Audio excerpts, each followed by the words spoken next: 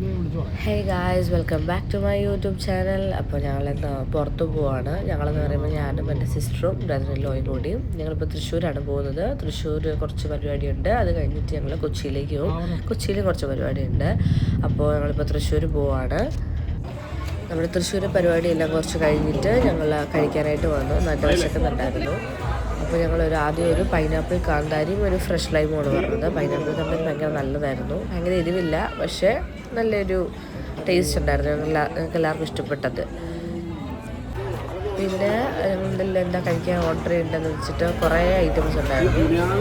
കാണാതെ പഠിച്ചുകൊണ്ടിരിക്കുകയാണ് ഇവരെന്താ ഓർഡർ ചെയ്യുന്നത്.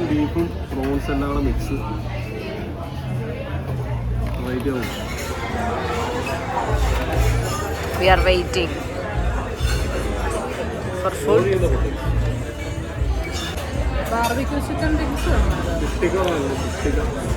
എന്തെങ്കിലും ഒന്ന് ഫിക്സ് ആക്കൂ.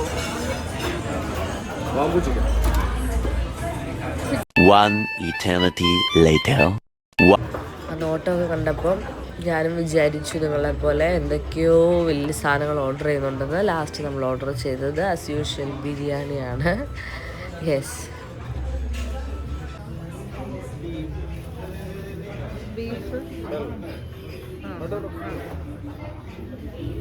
ഞാനൊരു ഇല ബിരിയാണിയാണ് പറഞ്ഞത്. പക്ഷേ ഞാൻ ആദ്യമായിട്ടാണ് ഒരു ഇല ബിരിയാണി. ചിക്കൻ ബിരിയാണി ആയിരുന്നു, അതിൽ ബീഫും കൂടി തരുന്നത് കോംപ്ലിമെൻ്ററി ആയിട്ട്. അപ്പോൾ ഇതിൽ ചിക്കനും ഉണ്ടായിരുന്നു, ബീഫും ഉണ്ടായിരുന്നു, എഗ്ഗും ഉണ്ടായിരുന്നു ഇല ബിരിയാണിയിൽ. അത് ഞാൻ ആദ്യമായിട്ടാണ് കാണുന്നത്. പക്ഷെ ഭയങ്കര നല്ലതായിരുന്നു, നല്ല ടേസ്റ്റ് ആയിരുന്നു എല്ലാ ഫുഡിലും. എൻ്റെ സൗണ്ട് നിങ്ങൾ മൈൻഡ് ചെയ്യേണ്ട, ചെറിയൊരു പനിയാണ്. ഞാൻ പറഞ്ഞത് ഇല ബിരിയാണിയാണ്. പിന്നെ ഒരു പ്രോൺസിൻ്റെ എന്തൊരു ഐറ്റവും പറഞ്ഞു.